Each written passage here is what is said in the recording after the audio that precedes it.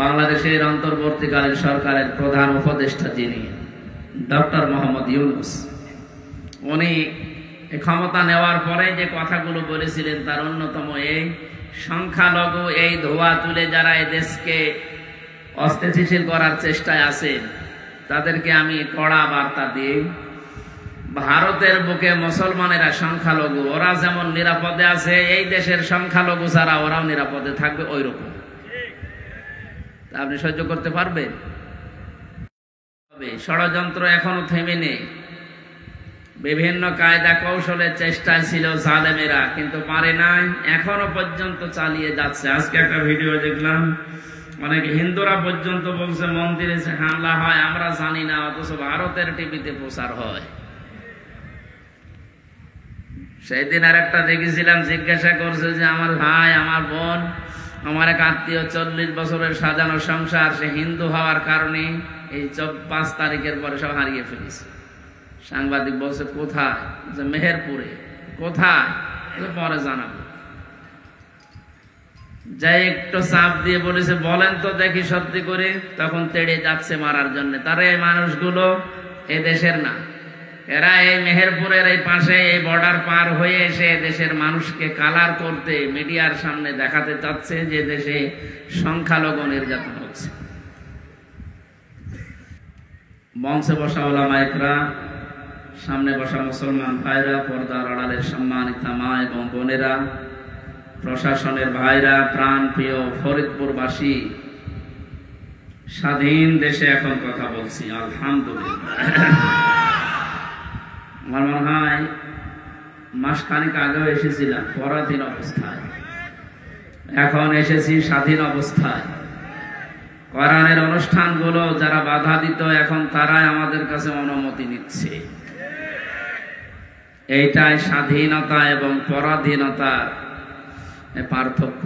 আমরা পরাধীন ছিলাম, স্বাধীন দেশেও আমরা ছিলাম পরাধীন, এখন আমাদের দেশে আমরা এখন স্বাধীন। এটা যে কত বড় নিয়ামত স্বাধীনতা, বাস্তবতা এখন আমরা টের পাচ্ছি যে আল্লাহ আমাদেরকে এটা দান করলেন। কোরআনে আল্লাহ জানিয়েছেন, যে তেলাওয়াত হচ্ছিল, ওয়ালা সাউফা ইউতিকা রাব্বুকা ফাতারদা, হে নবী অতি শীঘ্রই আপনাকে আমি এমন কিছু দেব যাতে আপনি খুশি না হয়ে পারবেন না। আমার মনে হয় আয়াতটা এখন বাংলাদেশের এই 2024 সালের জন্যই নাজিল হয়েছে। আমরা এত বেশি খুশি হয়ে গেছি এই জুলুম নির্যাতনের পরে যে ওয়ালা সাউফা, দুইটা তাকিদ দিয়েছেন, লাম একটা, সাউফা একটা। আল্লাহ বলেন অবশ্যই অবশ্যই অতি শীঘ্রই, ইউতিকা, হে নবী আপনাকে আমি দান করব, দেব, রব্বুকা ফাতারদা, আপনার রব আপনাকে এমন কিছু দেবেন যে আপনি খুশি হয়ে যাবেন। 1500 বছর আগে বিশ্ব নবী যেমন খুশি হয়েছিলেন মক্কা বিজয় হওয়ার পর, আমার তো মনে হচ্ছে সারা বাংলাদেশের বিভিন্ন জায়গায় ঘোরাফেরার পরে 5 তারিখের পর থেকে আমরা ঠিক ওই রকম খুশি হয়েছি। খুশি হলে মানুষ কি করবে আল্লাহ জানিয়েছে। মানুষের ঘর বাড়ি ভাঙা না, মানুষের সম্পদ আত্মসাৎ করা না, জুলুম অত্যাচার বাড়িয়ে দেওয়া না, কি করবে আল্লাহ বিজয় পেলে, খুশি হলে? কোরআনে কারিমে আল্লাহ জানিয়েছেন। আমরা কোরআনে থেকে ওই বিষয়গুলোর সামনে নিয়ে আসবো ইনশাআল্লাহ। যে আল্লাহ আমাদেরকে এখনো পর্যন্ত সুস্থ রেখে কোরআন শোনার জন্য এই ময়দানে নিয়ে আসলেন। হাজারো মানুষ এলাকায় আছে, সবাইকে আল্লাহ নিয়ে আসেন। এটা আমাদের নিজেদের ক্রেডিট নয়, আল্লাহর দয়া। আল্লাহ যাকে ভালোবাসেন, মাইয়ুরিদিল্লাহু খায়রা ইউফাক্কিহু ফিদ্দীন, নবীজি জানিয়েছেন আল্লাহ যার কল্যাণ কামনা করেন তাকে দ্বীনের জ্ঞান দান করেন। এখানে এসেছি দ্বীনের জ্ঞান অর্জন করার জন্য, নাকি অন্য উদ্দেশ্য আছে আমাদের? না। জায়গাটা ভেজা, বিভিন্ন জায়গায় বৃষ্টির পানি এখনো জমে আছে, কাদা, অনেকে বসতে পারছে না ঠান্ডার কারণে দাঁড়িয়ে আছে। তারপরও কোরআন শোনার জন্য যে আশা আমরা দেখাচ্ছি, যে আকাঙ্ক্ষা, আল্লাহ যেন এটা কবুল করে ওমরের মতো বানিয়ে দেন। এ কোরআনে কারিম হযরত ওমরকে যদি 0 থেকে হিরো বানাতে পারে, আমরা তো এমনিই হিরো, নাকি? বলছে ঠিক। আমরা যে হিরো, এই হিরোই থাকলে হবে না, আরো উপরে ওঠা লাগবে। লতার কাবন্না তবাকন আন তবাক, হে নবী সে জায়গায় আছেন হবে না, ওখান থেকে উপরে ওঠা লাগবে। সুতরাং দল মত জাতি বর্ণ ধর্ম নির্বিশেষে বাংলাদেশ আমরা সবাই একটা পরিবার। সবাই কি বলেন তো? এই পরিবারকে আজ উপরে উঠতে হবে। ষড়যন্ত্র এখনো থেমে নেই।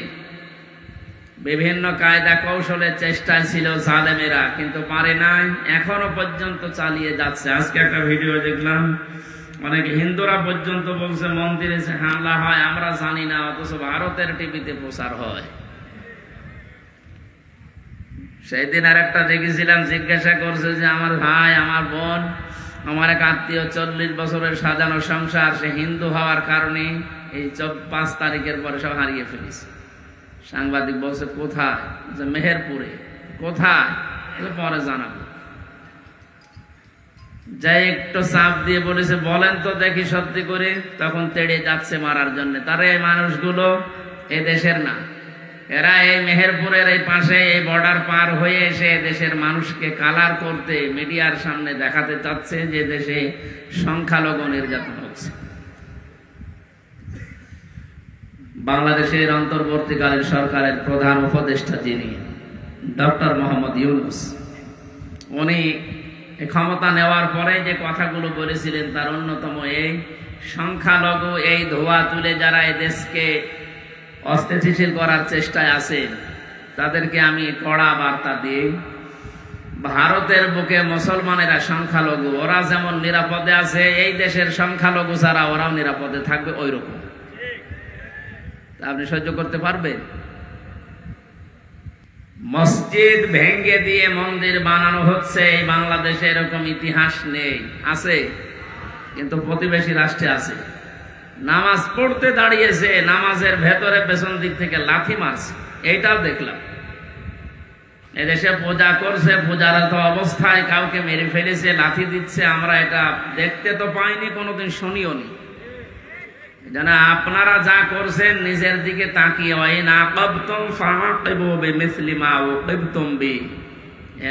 যে মানুষগুলো অত্যাচার জুলুম নির্যাতন করেছিল আপনি অতটুকু তাদের উপর করতে পারেন।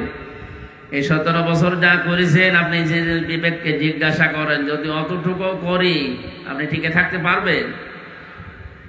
15 বছর যে জুলুম নির্যাতন সহ্য করলাম আমরা, পুলিশ ছাড়া মাত্র একদিনও আপনি টিকতে পারেননি।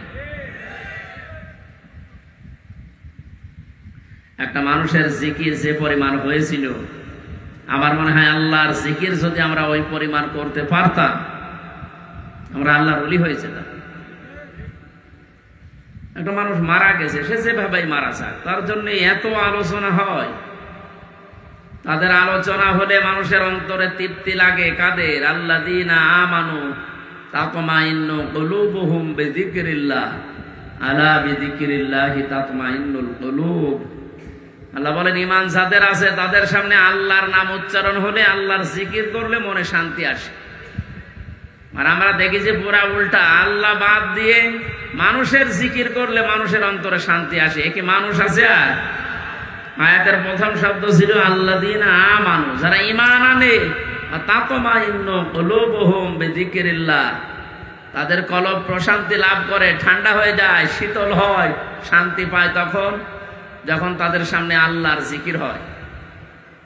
তারা যখন আল্লাহর জিকির করে তাদের অন্তর প্রশান্তি লাভ করে। আল্লাহর জিকিরের বাইরে ঈমানদারের জীবনে শান্তি আর আছে? নেই। কিন্তু পুরাটা উল্টা দেখলাম, তার মানে তাদের ঈমান নেই।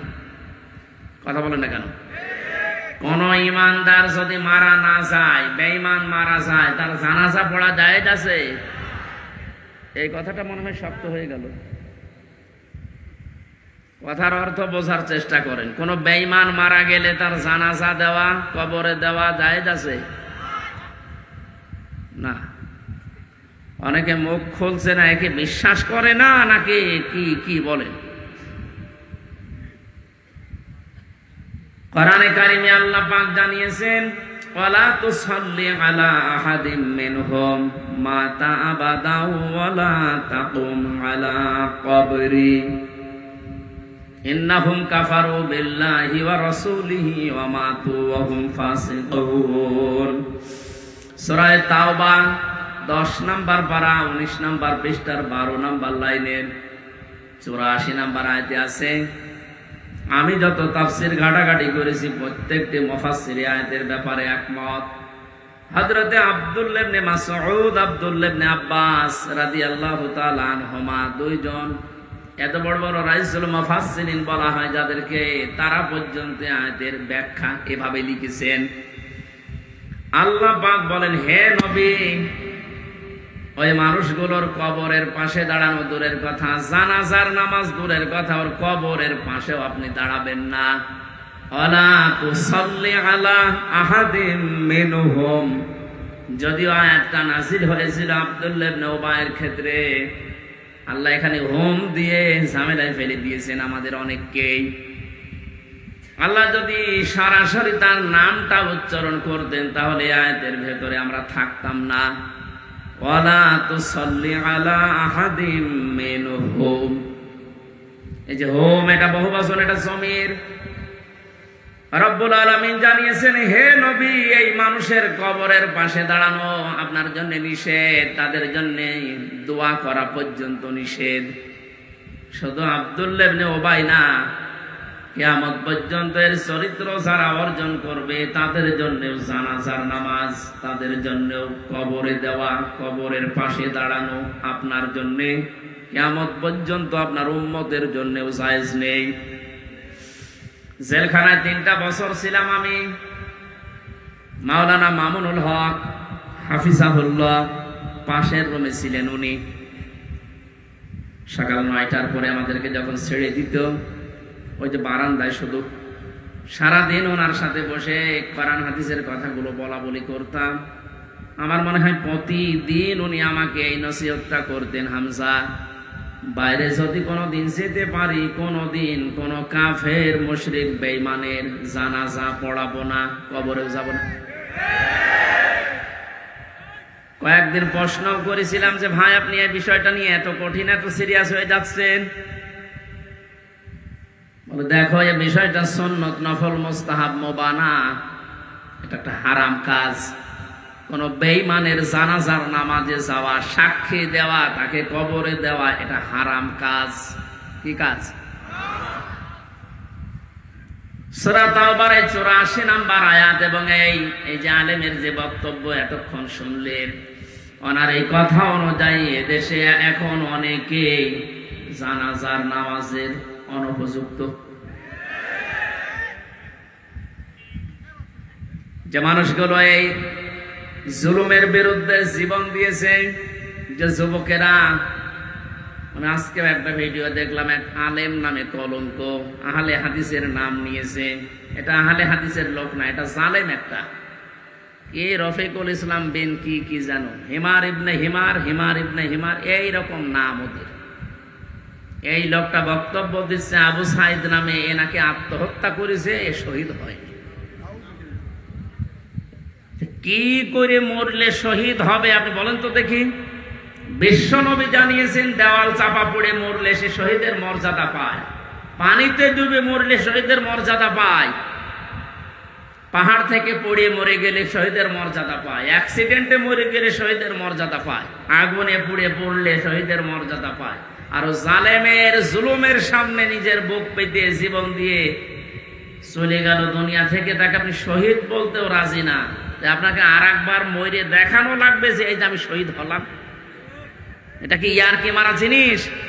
আপনি যদি সত্যি এ কথা এরকম সেন্সে বলে থাকেন, আপনার ঈমান নষ্ট হয়ে গেছে। কারণ শহীদ এ শব্দটা অনেক দামি শব্দ। খুব ভালো করে খেয়াল করবেন, আলেম যারা আছেন তাদেরকে বলছি, খুব ভালো করে খেয়াল করবেন। ঠাট্টা বিদ্রুপ করার জিনিস না। শহীদ এ শব্দটা আন্দাজে যাত্রার নামে লাগালেও হবে না।